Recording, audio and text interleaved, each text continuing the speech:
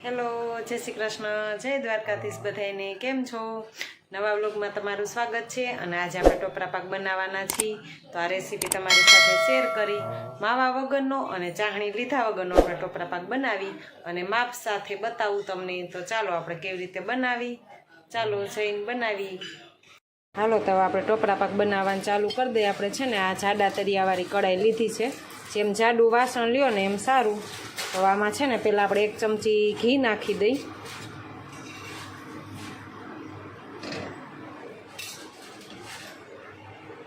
જો આમાં આપણે છે ને 1 ચમચી ઘી નાખી દીધું છે. એટલે છે ને આપણે આમાં દૂધ નાખવાનું છે ને તો દૂધ નીચે ન બેસે ને એટલા માટે હવે આપણે દૂધ નાખી દઈ. આપણે 500 ગ્રામ ટોપરાનું ખમણ છે, ઝીણું ખમણ, સૂકું ખમણ આવે ને એનું બનાવવાનું છે. તો એમાં આપણે છે ને 500 ગ્રામ એટલે 1/2 લીટર દૂધ આપણે એમાં નાખવાનું.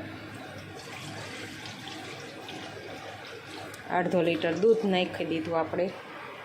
હવે આને છે ને પહેલાં આપણે ગરમ કરવાનું. હાલો, ગેસ ચાલુ કરી દઈ.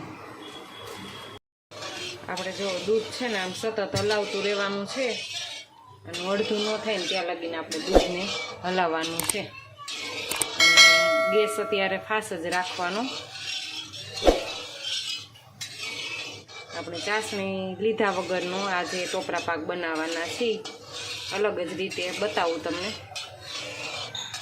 આમનામ છે ને સતત આપણે હલાવ્યા કરી દૂધને. અહીંયા છે ને આપણે કેસર લઈ લીધું છે. એમાં છે ને થોડુંક દૂધ નાખી દઈએ કેસરમાં, એટલે થોડીક વાર પલળી જાય ને પછી આ છે ને આપણે એમાં નાખવાનું છે. એટલે કલર માટે કલર નાખવો હોય તો કલર નાખી શકી. આ થોડીક વાર 5 થી 10 મિનિટ પલળવા દઈ. આપણે છે ને કેસરમાં દૂધ નાખી દીધું છે અને થોડીક વાર એને પલળવા દઈ. અને આપણે દૂધ ગરમ કરવા મૂક્યું છે તે હવે થવા આવ્યું જ છે. એને વચ્ચે વચ્ચે હલાવતા ગયા અને આને છે ને આપણે પલાળી દીધું હારો વચ્ચે. હાલો, જો આપણું દૂધ છે ને થોડું ઘાટું થઈ ગયું છે. આવી રીતે થવા દેવાનું. પછી છે ને એમાં ખાંડ નાખી દેવાની. આ આપણે ટોપરાનું ખમણ છે ને ઓમ ગ્રામમાં ગણો તો 500 ગ્રામ છે. અને આ ઘરની વાટકાનું માપ લીધું છે. આ 4 વાટકા છે અને 1.5 વાટકો આપણે ખાંડ નાખવાની છે. તો હવે આપણે દૂધ ગરમ થઈ ગયું ને તો એમાં છે ને પહેલાં આપણે ખાંડ નાખી દઈ. પછી તમે જેવું ગળ્યું ખાતા હોય એ પ્રમાણે. આ તો આટલું માપ રાખો તો માપે અસર થાય. એ તમને માપ બતાવું છું કે 4 વાટકા ભૂકો હતો આપણે ટોપરાનો. અને એમાં છે ને આ 1.5 વાટકો એક આખો વાટકો નાખ્યો અને 1/2 વાટકો 1.5 વાટકો છે ને આપણે ખાંડ લીધી. અને આ દૂધ ગરમ થઈ ગયું એમાં નાખી દેવાનું. હવે આને છે ને સરસ રીતે મિક્સ કરી દેવાનું. થોડીક વાર હલાવવાનું. અને આપણે ખાંડ ઓગળી ન જાય ને ત્યાં લગી. જો હવે આપણે છે ને ખાંડે ઓગળવા આવી છે. અને આ આપણે છે ને એલચીનો પાવડર કરીને રાખ્યો હોય, ભૂકો કરી નાખ્યો એલચીનો. એ થોડોક નાખી દઈએ એટલે આ ફ્લેવર સુગંધ સારી આવે ટોપરા પાકમાં. થોડીક એવી એલચી નાખી દઈ.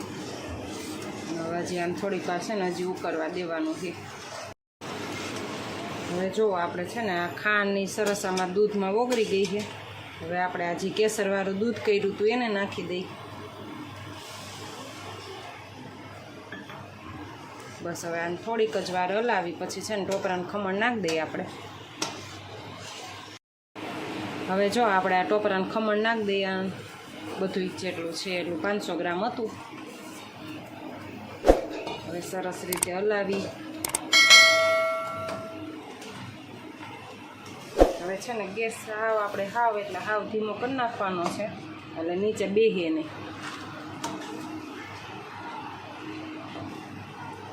જો આમાં છે ને થોડોક આપણે ફૂડ કલર નાખી દીધો છે, કેસરી કલરનો.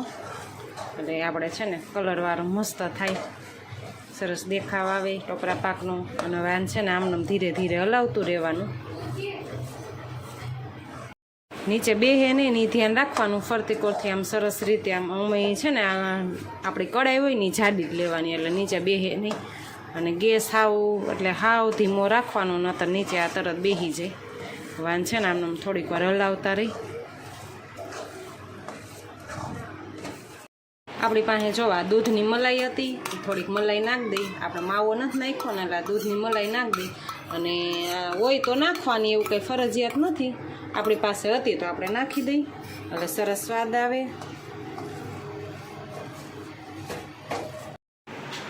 આ એક થાળીમાં છે ને આપણે થોડું ઘી લગાડી દઈ અને આમાં છે ને આપણે ટોપરા પાક પાથરવાનું છે સરસ એટલે ઢેફલા પડી જાય આમાં.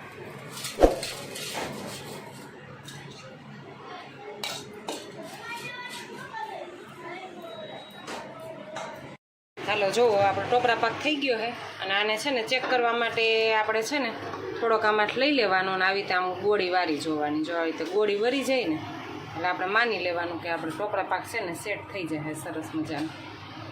હાલો હવે આને છે ને આપણે જે થાળીમાં આપણે ઘી લગાવ્યું હતું ને એ થાળીમાં હવે આપણે આને પાથરી દઈએ. હવે ગેસ બંધ કરી દઈ અને નીચે ઉતાર લઈ. સરસ થઈ ગયો. ચાલો આમાં છે ને આપણે થોડો કાઢી લઈ. આપણે 2 થાળીમાં નાખવો જો હે ને તો બહુ જાડી ઢેફલી પડશે. અડધો આમાં નાખવાનું અડધો બીજામાં નાખ. આને છે ને આપણે વાટકીમાં ઘી લગાડી આવી રીતે આમ સરસ આખી થાળીમાં આપણે પાથરી દઈ.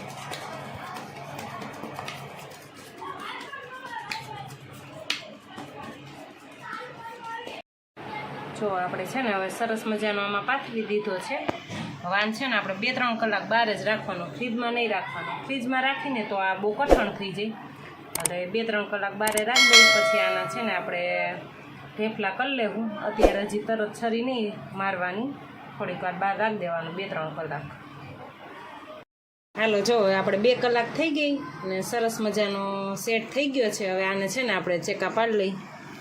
જેવડા તમારે રાખવા હોય ને એવડા રાખવાના અને સરસ મજાનો પોચો અને સરસ થયો. આને છે ને ફ્રીજમાં ન રખાય કારણ કે બહુ કઠણ થઈ જાય. આપણે બહાર જ રાખવાનું. બહારે તમે 5-6 દિવસ લગીને ખાઈ શકો. તો છે ને આપણે જો સરસ મજાના ઢેફલા પાડી નાખ્યા અને આપણો ટોપરા પાક તૈયાર. અને આ રેસીપી તમે જરૂર બધાય બનાવજો. હાવ આસાનીથી બની જાય છે અને પ્રસાદમાં પણ રાખવું હોય ને તો રખાય. ચાલો તો જો આપણે છે ને ટોપરા પાક બનાવી લીધો. તો આ રેસીપી તમને કેવી લાગી ટોપરા પાકની તે મને જરૂર જણાવજો. અને મારી ચેનલમાં નવા હોય તો સબસ્ક્રાઈબ કરી લેજો, લાઈક કરજો, શેર કરજો, સબસ્ક્રાઈબ કરી લેજો. જય શ્રી કૃષ્ણ, જય દ્વારકાધીશ બધાઈને.